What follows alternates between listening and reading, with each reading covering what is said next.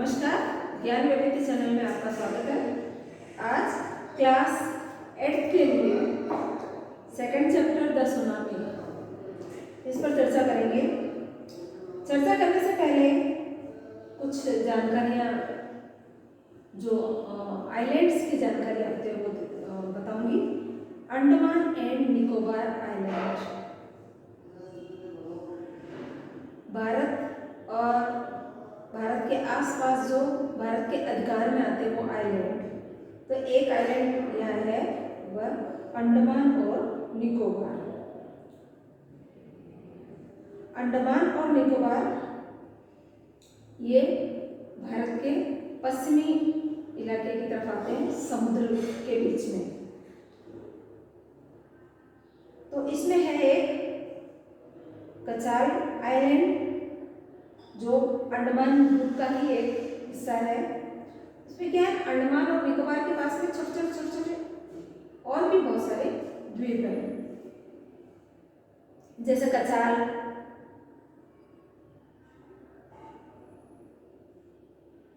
It is a part of Andaman group, ये भी अंडमान का एक ग्रुप है।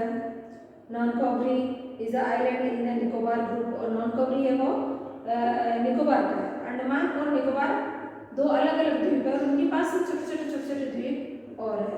आइलैंड बोलते हैं एक छोटे टापू को, द्वीप को, जो चारों तरफ पानी से घिरा हुआ रहता है, उसे कहते हैं द्वीप या टापू या आइलैंड।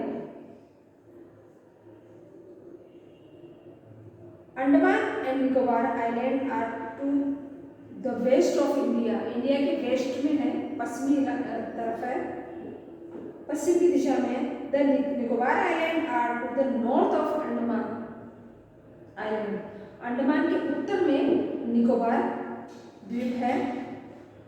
तो ये जानकारी है अंडमान निकोबार द्वीप समूह की, क्योंकि दो तो द्वीप है, उनके पास छोटे छोटे और द्वीप है। तो ये जो जानकारी है ये तो है द्वीप की। अब इस लेसन का जो नाम है द सुनामी। सुनामी जैसे धरती पर भूकंप आता है, उसी तरह सुनामी समुद्र में, ओशियन में आता है और इसमें बहुत तीव्र, जैसे धरती की कंपन तीव्र गति की होती है, वैसे ही ओशियन में भी पानी में जो हलचल होती है वह तीव्र गति की हलचल होती है, जिसे कहते हैं सुनामी। अब इस सुनामी के बारे में हम चर्चा करेंगे। ये सुनामी जो 2004 में 24 दिसंबर 2004 में आई थी, उसके बारे में ये जो भी सुनामी में बच गए थे लोग, वही कह सकते हैं उसकी कहानी की, जो उन्होंने क्या क्या देखा था उस वक्त और वो कैसे बच गए थे, वही इस कहानी को बता सकते हैं। जो मर गए वो तो क्या बताएंगे। तो जो इस सुनामी में बच गए थे और उनके साथ जो जो घटनाएं हुई थी उसके बारे में वो खुद ये बता रहे हैं। A tsunami is a very large and powerful waves caused by an earthquake under the sea. On 26 December 2004, a tsunami hit Thailand and the part of India such as Andaman and Nicobar Island and the Tamil Nadu coast. Here are some stories of courage and survival. ये जो कहानी है ये उन लोगों की है जो उन्होंने उस वक्त झेला था, सरवाइव किया था। और ये जो आया था 2004 में, 26 दिसंबर की बात है, 2004 में ये आया था थाईलैंड के समुद्र में। पर चूंकि समुद्र थाईलैंड और इंडिया और अंडमान निकोबार इस पानी का इलाका तो एक ही है, खाली जिस का तट जहाँ जहाँ पे पड़ता है वो अलग अलग नाम से जाने जाते हैं। जैसे भारत के पूर्व में जो बंगाल से लगे हुए समुद्री तट है वो बंगाल की खाड़ी के नाम से जानते हैं। आगे जो साउथ में है वो हिंद महासागर है, और जो वही पानी जो घूमकर मुंबई की तरफ आ जाता है वो अरेबियन सी है, और उस तरफ थाईलैंड की तरफ है, वह भी वो उस तरफ भी पानी का हिस्सा है, वो अपना नाम उसे दिए हुए। तो पानी जो ओशियन है वो तो चारों तरफ फैला हुआ है, अंडमान निकोबार की तरफ भी है, थाईलैंड के जावा सुमात्रा की तरफ भी है। तो ये बताया गया है कि एक्चुअली जो सुनामी थी वो आई तो थी किस तरफ, थाईलैंड की तरफ। 2004 में 26 दिसंबर को ये अर्थक्वेक जो पानी के अंदर आया था ओशियन में, वो बड़ा ही तीव्र गति का था। थाईलैंड और आया कहाँ था, पार्ट ऑफ इंडिया। अब वो थाईलैंड के समुद्र के बीचों बीच भी आ जाता है, वो अंडमान और निकोबार जो भारत के अंडर में है वहाँ भी आया था। और उसके बाद में कुछ जो कोस्ट है जो तमिलनाडु में पड़ते हैं इलाके, तटीय क्षेत्र है, वहाँ भी आए थे, वहाँ तक उस सुनामी का जोर था। तो ये जो स्टोरीज है जिन्होंने उस समय इस घटना को झेला था, उन्होंने जो भोगा था, वो अपने बारे में इसे कहानी का रूप देकर बता रहे हैं। Did anyone says that the tsunami was coming? Some stories suggest that they did.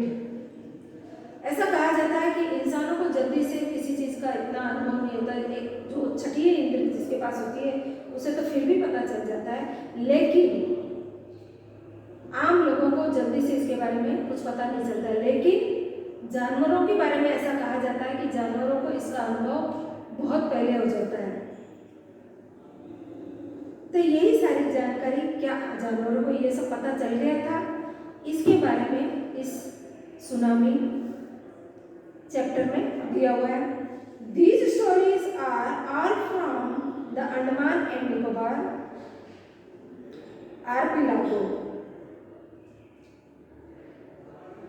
Archipelago ये है, उसको बोलते हैं जो ग्रुप ऑफ आइलैंड होता है उसको कहते हैं। Ignatius was the manager of the cooperative society of Kachar. His wife woke him up at the 6 a.m. because she felt an earthquake.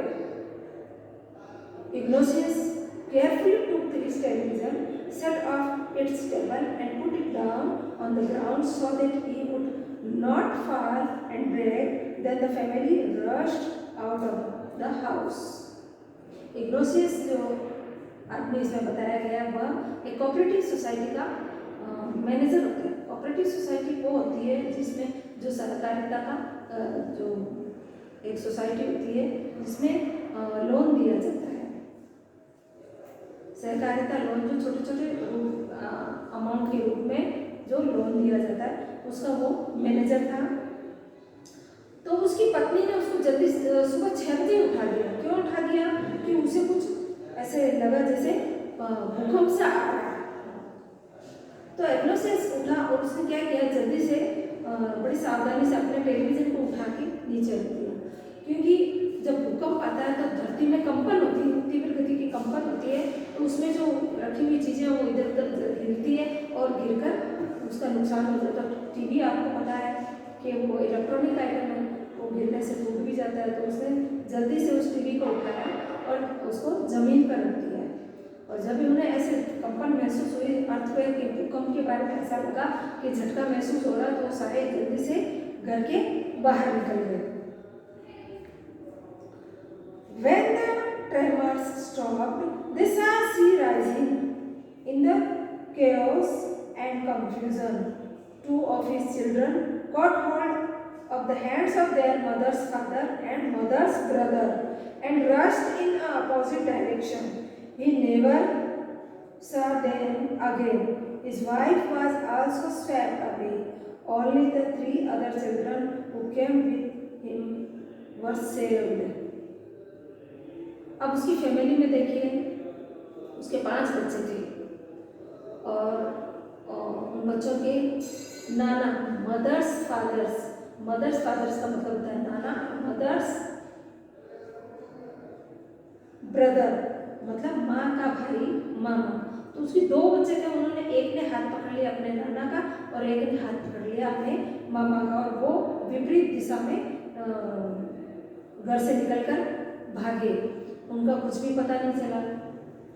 और उसकी पत्नी भी नहीं, जैसे भी वो उसके पहले उन्होंने देखा कि कंपन तो उन्हें कम महसूस हो रही है, लेकिन समुद्र का जो है वो ऊपर की तरफ उठ रहा है, राइजिंग, उसकी जो लहरें हैं वो बहुत ज़्यादा ऊपर की तरफ उठ रही है।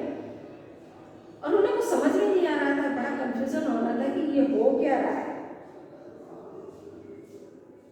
कुछ भी समझ में नहीं आ रहा था। तो उसकी दो बच्चे थे, उन्होंने क्या किया, एक ने तो अपने नाना का हाथ पकड़ा और एक ने अपने मामा का हाथ पकड़ा और वो विपरीत दिशा में भागे। उनका कुछ भी पता नहीं चला क्योंकि समुद्र की लहरें बहुत तेजी से ऊपर की तरफ उठ रही थी और उसकी पत्नी थी वह भी लहरों में बह गई। अब बचा कौन, उसके 3 बच्चे और वो इग्नोशियस, सिर्फ वही बचे। इस तरह उसके 2 बच्चे और पत्नी और उसकी पत्नी के पिताजी और उसके भाई, उनका भी कुछ पता नहीं चला।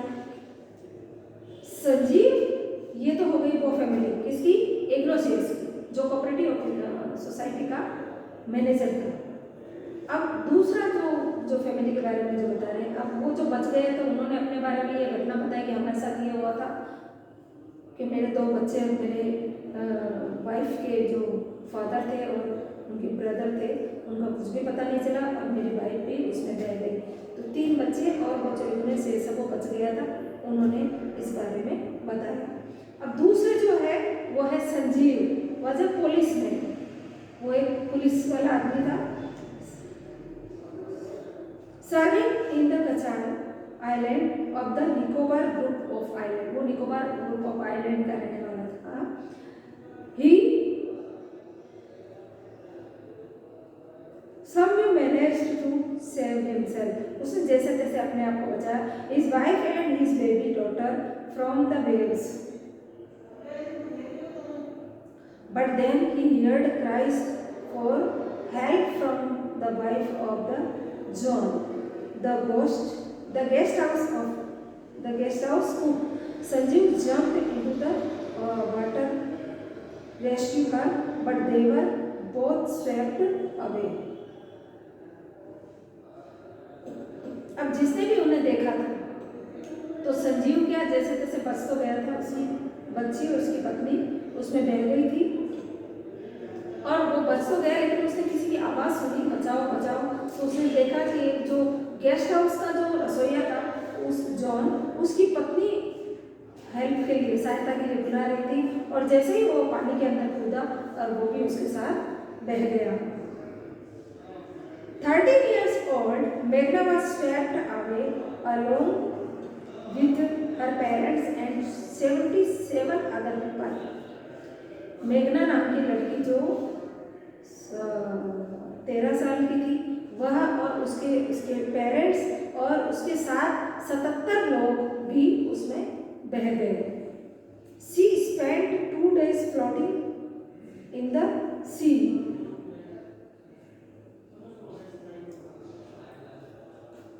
Holding on the wooden door, 11 times she saw relief helicopters overhead, but they did not see her.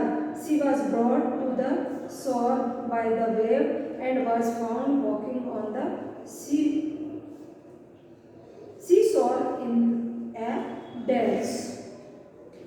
वो जैसे ही पानी में बहे सारे के सारे, तो वो जो मेघना थी उसके हाथ को ये ना लकड़ी का दरवाजा लग गया पानी के अंदर तैरता हुआ, तो उस दरवाजे के ऊपर वो चढ़ गई और पानी का इतना तेज बहाव था और जैसे ही सबको पता चला कि सुनामी आ गई है तो रेस्क्यू ऑपरेशन जल्दी से शुरू हो गया।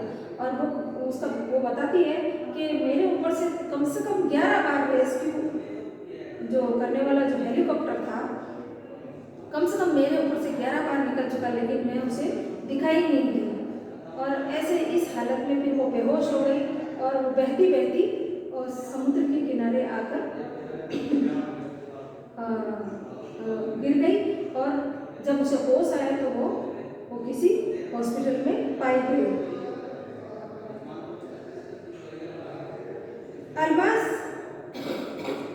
अल्मास जावेद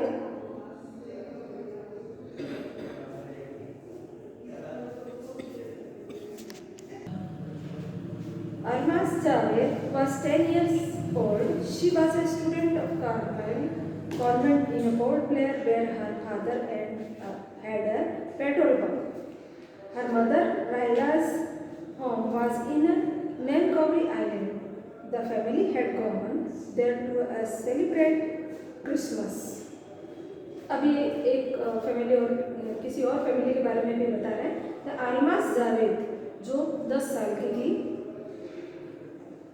वह एक स्टूडेंट थी कार्मेल कॉन्वेंट स्कूल के पोर्ट ब्लेयर अंडमान निकोबार की राजधानी है, और वहाँ पर वो एक कॉन्वेंट स्कूल की स्टूडेंट थी।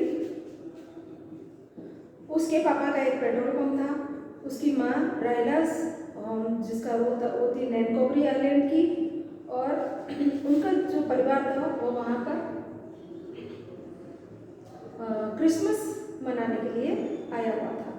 When the tremors came early in the morning, the family was sleeping.